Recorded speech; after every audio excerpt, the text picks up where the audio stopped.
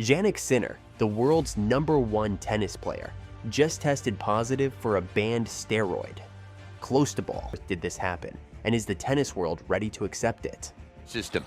The International Tennis Integrity Agency says no fault or negligence has been found on Jannik Sinner's part.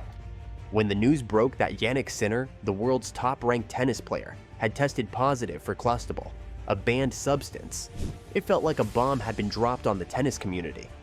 I mean, Jannik Sinner, the same guy who's been praised for his discipline, his focus, and his almost squeaky clean image?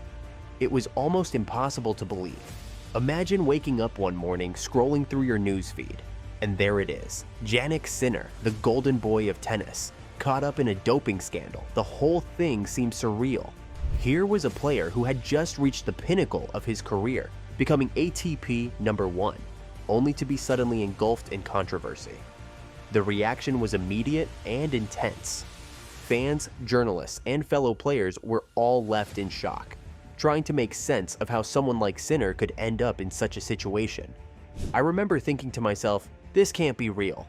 Jannik would never do something like this intentionally. It's like hearing that your favorite teacher, the one who always did everything by the book, was suddenly accused of cheating. It just didn't fit the image we all had of him. And yet, here it was, undeniable. 2 positive tests for a substance that's strictly banned in the sport. Positive tests in March. The first coming on March the 10th whilst he competed at Indian Wells. The second. The substance in question, clostebol, isn't just any banned drug. It's an anabolic steroid, commonly found in ointments and sprays, often used to treat skin injuries. But in the world of professional sports, it's a big no-no. The mere mention of it can tarnish a career. And here was Sinner, right in the middle of it. The news spread like wildfire, with everyone from casual fans to tennis legends weighing in on what this meant for the sport and for Sinner himself.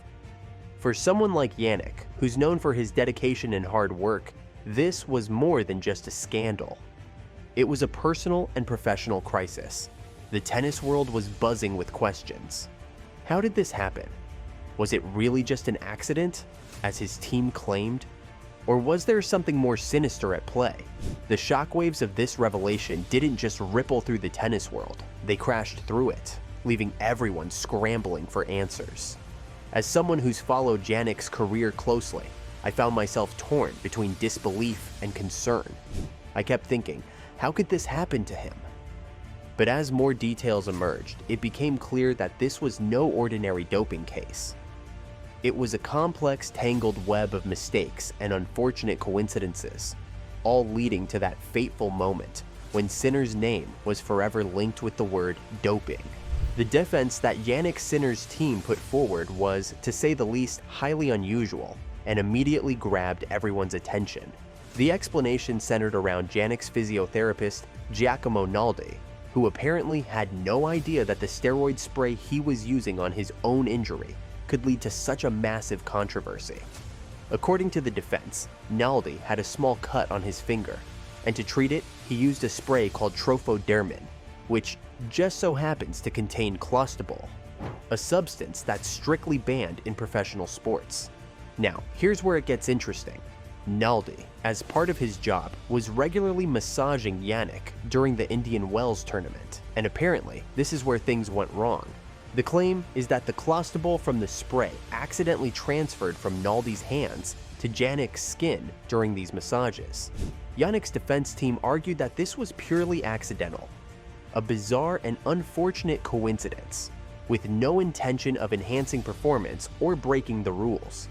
They emphasized that the amount of clostebol detected was minuscule, barely enough to have any impact on performance, and that Jannik had absolutely no idea what was happening.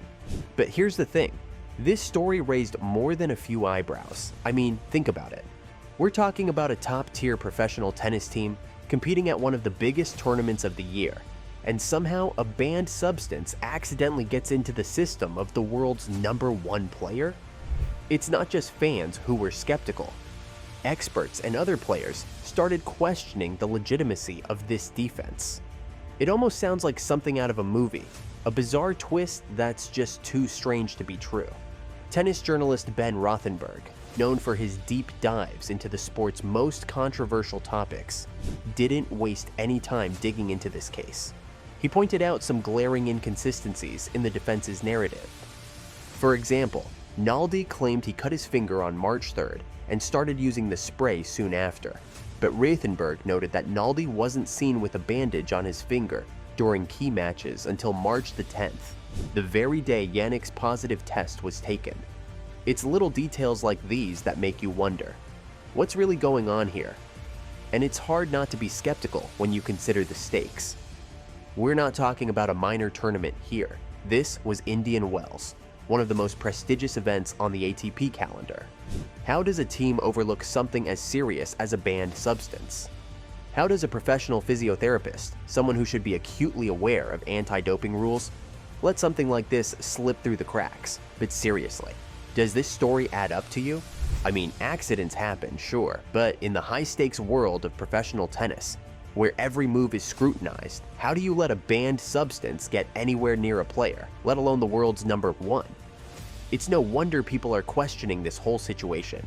It feels like there are more questions than answers. And the more you think about it, the harder it is to believe that this was all just an innocent mistake. When the tribunal announced their decision to clear Jannik Sinner of any wrongdoing, it left many people in disbelief. Despite the 2 positive tests for clostebol, a banned anabolic steroid, the tribunal accepted Sinner's defense that the contamination was accidental. They ruled that the minute amounts found in his system, along with the explanation provided by his team, were enough to absolve him of any intent to cheat. The tribunal's ruling was based on the argument that the clostebol levels in Sinner's tests were so low that they would not have provided any performance-enhancing benefits. They concluded that the substance had entered his system unintentionally through the use of the steroid spray by his physiotherapist, Giacomo Naldi, on a small cut on his finger. Sinner's defense team successfully argued that Naldi's failure to wear gloves during massages led to the accidental transfer of the banned substance to Sinner, who was completely unaware of the contamination. But here's where things get tricky.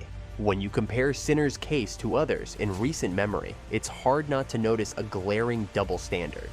Take Simona Halep, for example. The former WTA #1 tested positive for roxadustat, a banned substance, and faced an immediate suspension that eventually led to a ban until her guilt was fully confirmed.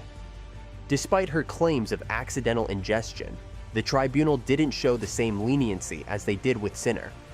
And then there's Mikael Ymer, who was handed an 18-month suspension for simply missing 3 doping tests.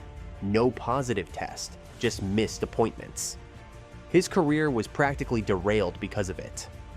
When you look at these cases side by side, it's hard not to question the fairness of it all. It's crazy, right? How can one player get off so easily while others get their careers practically destroyed? The decision to clear Sinner sent shockwaves through the tennis world, not just because of the outcome, but because of what it seemed to suggest: that the rules might not apply equally to everyone. Unsurprisingly, the tribunal's decision sparked a flurry of reactions from players, fans, and commentators. Many in the tennis community were quick to voice their opinions, and not everyone was on Sinner's side.